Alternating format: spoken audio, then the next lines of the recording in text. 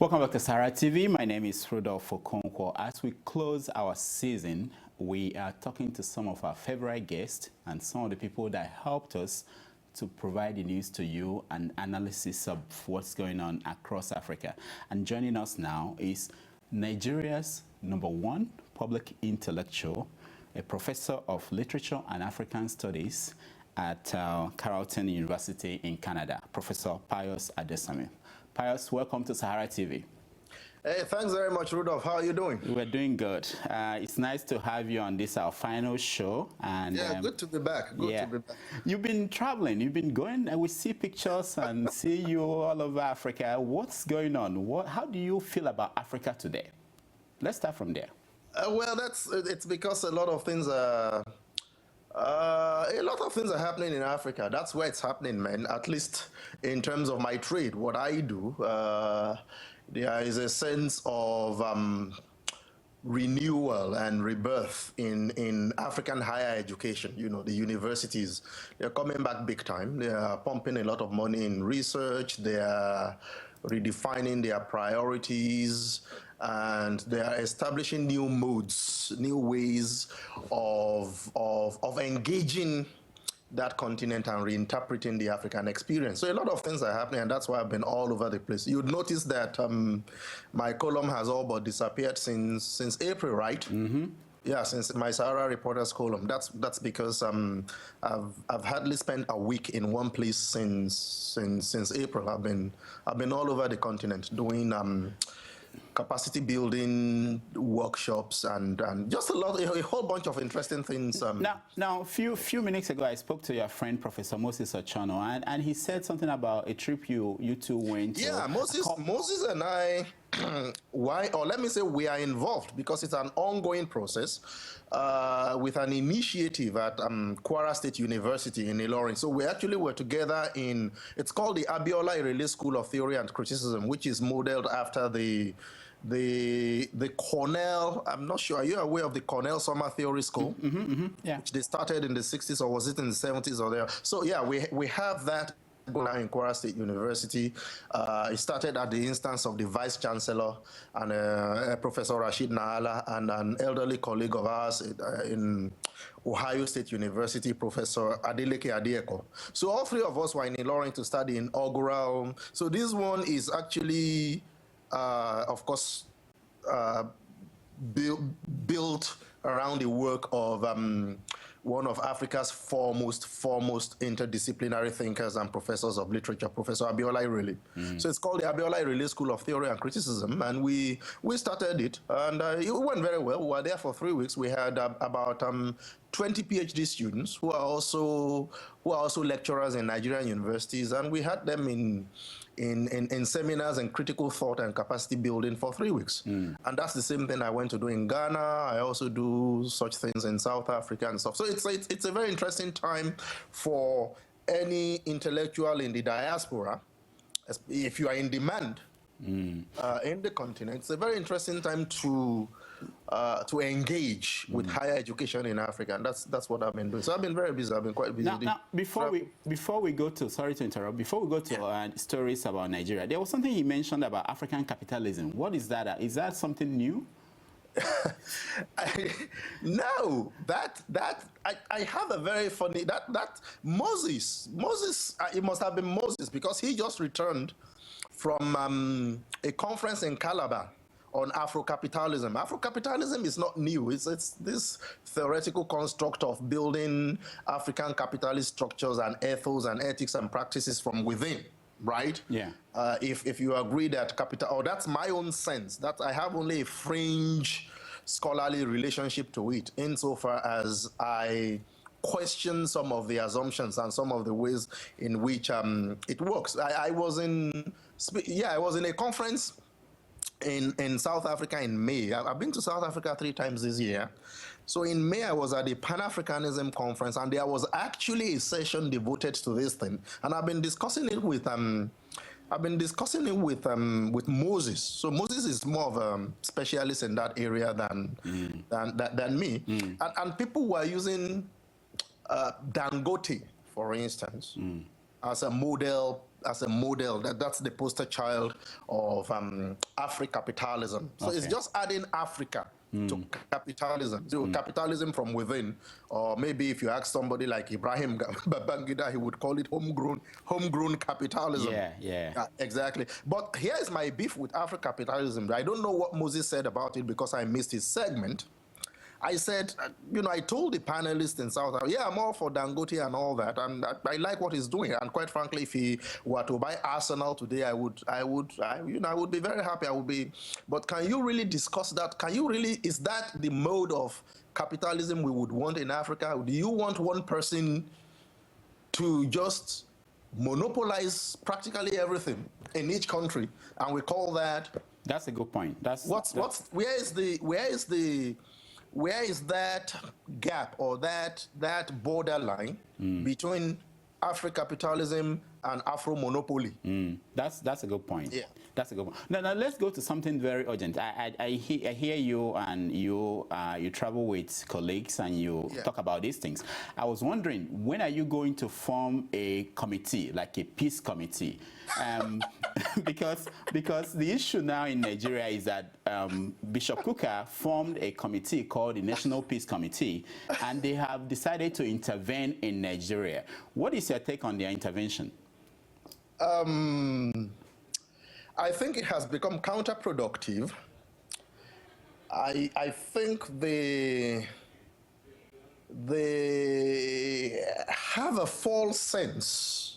They have false assumptions about questions of their own legitimacy. I've listened to Bishop Kukah. I listened to that interview, but I've been worried about him for quite some time. You are aware of his back and forth with Okendibe. You are aware of his back and forth with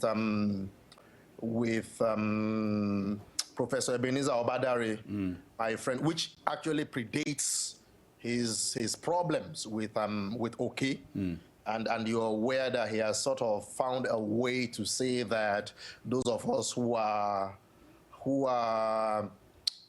Nigerian diasporic intellectuals, we are noisemakers, we don't understand these things. And that is because for quite some time now, many of us have been very worried about what we have sensed as some kind of, I don't know how to say this kindly or gently, because I'm a Catholic. I'm a Nigerian Catholic. Yeah. But that trajectory, Bishop Hassan Kukah of the 90s, the late 80s, when I became conscious of him and his work, and the 90s, that social crusader, that passionate voice of the people, of the voiceless, of the weak and all that. There's been a very subtle transition over the years. And that, I guess from his perspectives have shifted. I don't know if it's me. So Could it be that he became part of the establishment? Well, he's lingered too long in Aso Rock. So there are bound to be consequences when you hover around. He's been at the dining table for too long. He's, it's like presidents have been passing him on to one another successively. He started going to Aso Rock with Obasanjo, I believe, right? That's when he started going to that prayer. And at some point, didn't Professor Soyinka make some jokes towards the end of Obasanjo's?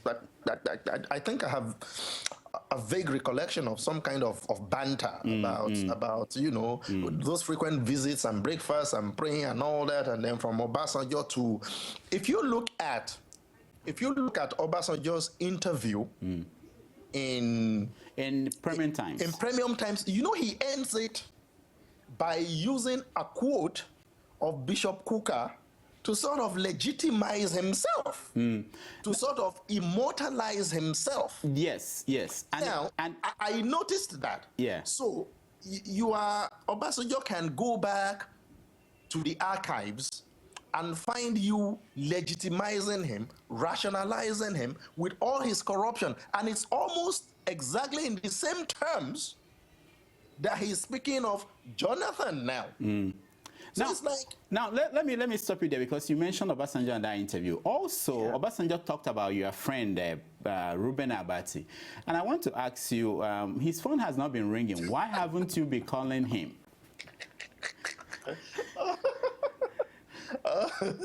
Oh my God. Oh I think we need to is it where is that website for petitions, where they sign, where people we need to do something. Those of us who are his friends and that, we need to mobilize massive phone calls. Yes. Yeah, we don't want him to be lonely. Do that much for him. Yeah. We need to do we need to do that much for Ruben. Now something very serious. The former Lagos State Governor, Babatunde Fashola, came out yesterday swinging and defending the expenditure of $400,000 to build a website, personal website. Yeah. What is your take on his defense? I did react to it. That increasingly my Facebook wall has become my commentary point. My commentary, and I think my column is beginning to suffer from that. So I need to find a balance. Yes. And it's just unfortunate. I thought it was rude. I thought it was unbecoming of somebody like him, because quite frankly, let's face it, it's corruption. It is stealing. There is no basis, there's no justification for that. What he has simply done there is what I wish I could have come on with Moses earlier on, Professor Oshono. Yeah. Because he has also been working in that area. He has written a lot about institutionalized corruption or legitimate corruption. And what Moses says is that we pay too much attention to what Fela calls the ojukoroju stealing, the stealing, the gragra stealing that they do outside of the law, the corruption, what you would recognize as corruption. But then outside of that, nobody looks at the sort of money that they steal legally. And it happens at every level of governance in Nigeria. It happens in the civil service, where people steal money perfectly legitimate. In fact, the allowances of our indolent National Assembly, that is legal stealing. That is legal corruption, because there are laws backing those allowances up. It's not like they are stealing in an ojukoroju way. So I mean, you go and get the House of Assembly in Lagos State to rubber stamp some immoral and amoral amount to build a website, and you are out there talking about pigs, and it's just and it goes to show the degree of arrogance of power that Nigerians still have to contend with, and we've got to fight that.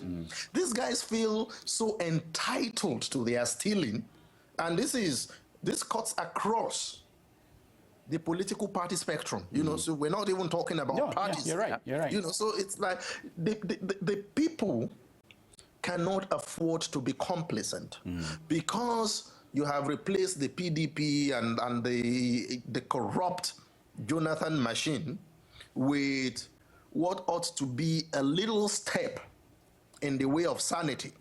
Does not mean that you should go to sleep and think that all is in the bag. No, nothing is in the bag, because I mean, look at this Fashola case. It's I mean, he has insulted the country. He has insulted the country. He has insulted every right-thinking Nigerian, and I think it's unfortunate. He ought to be ashamed of himself, and he ought to apologize, and he ought to keep quiet, because that thing is indefensible. Thank you so much, Pius. We have to go because we're out of time. But one more thing about SaharaTV going on break. What is your thoughts? Are you going to miss us? We're going to miss you. Yeah, you guys have no right to go on break. You have no. I think you guys are underestimating what you do. You no longer have the right to go on break, quite frankly. Oh, who authorized that break? We are looking into that. I think there's an investigation looking into that. But we appreciate you and all your help. We will form a war committee. And bring you back to work. Thank you so much. We appreciate your contribution. And when we come back, we are going to call on you as we do all the time. Thank you so much for joining us. Thank you. That was Professor Pius Adesanmi talking to us about the state of the country. When we come back, we're going to take your phone calls. We want to hear from you. We are tired talking to experts. We are going to talk to you and hear what you think about what is going on. Stay tuned.